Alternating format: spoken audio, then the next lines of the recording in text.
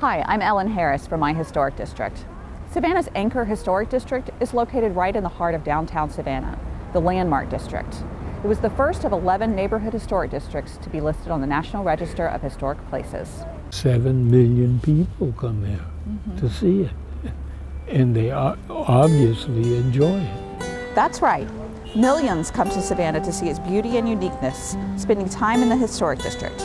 Eric Meyerhoff, along with Bob Gunn, started Gunn Meyerhoff Architects Company in the late 1950s.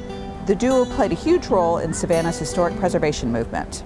From 1960 until the year 2000, Bob and I did 74 projects in the historic district. Renovation, restoration, and new buildings. The timing of the founding of Gunn and Meyerhoff coincided with the beginning of the restoration movement in Savannah. Emma and her husband Lee Adler played a critical role in preserving the historical buildings and landmarks.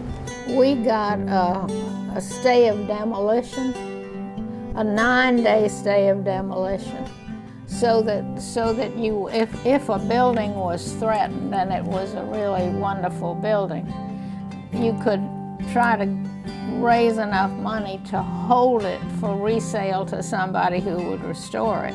All this led to the establishment of Historic Savannah Foundation. So destruction all stopped and preservation was now seen as economically beneficial and was widely publicized.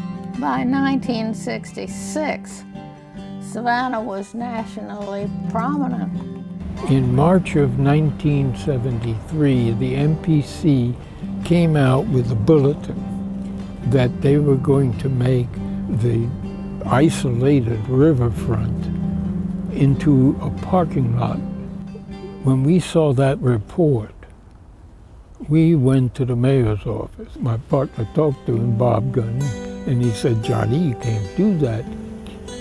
It's a riverfront. It's a narrow river, so any ship that goes by, you can wave to, and the sailors on the ship wave back, or whoever's on the ship.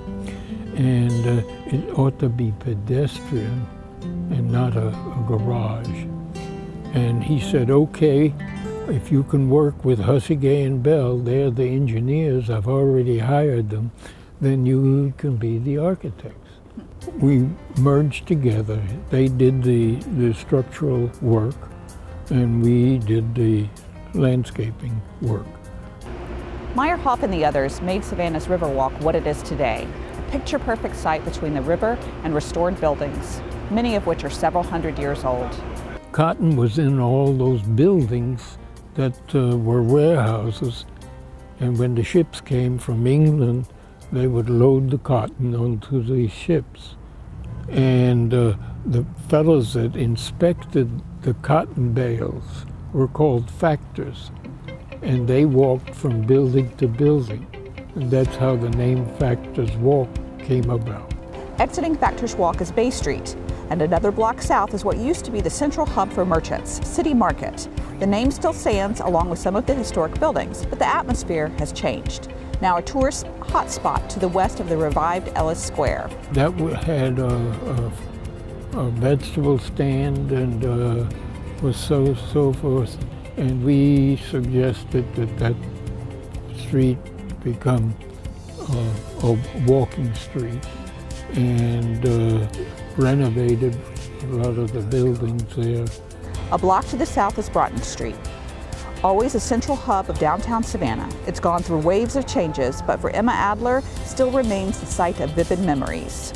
Broughton Street was very important, and whenever my mother went downtown, as we called it, she would put on a hat and gloves, and we knew everybody.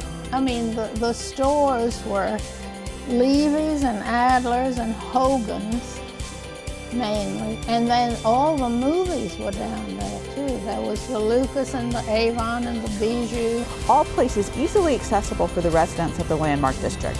The famous Oglethorpe Plan or grid is highlighted by the squares or parks. Savannah is a walking city.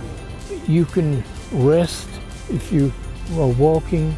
You can sit down in a bench and enjoy just seeing the oak trees.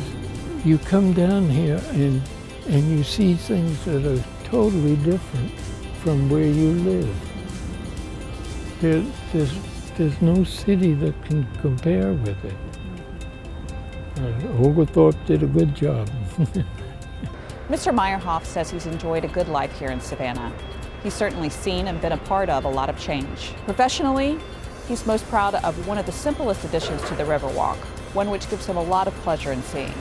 Everybody that goes to the tugboat has a smile on their face. From the tugboat to the river, to Forsyth Park, East Broad over to Martin Luther King Jr. Boulevard, the Landmark District, 1 square mile unlike any other. Laid out in 1733, today home to a rich history and flourishing future. Recognized in 1966 by the inclusion on the National Register of Historic Places as a landmark district. For My Historic District, I'm Ellen Harris.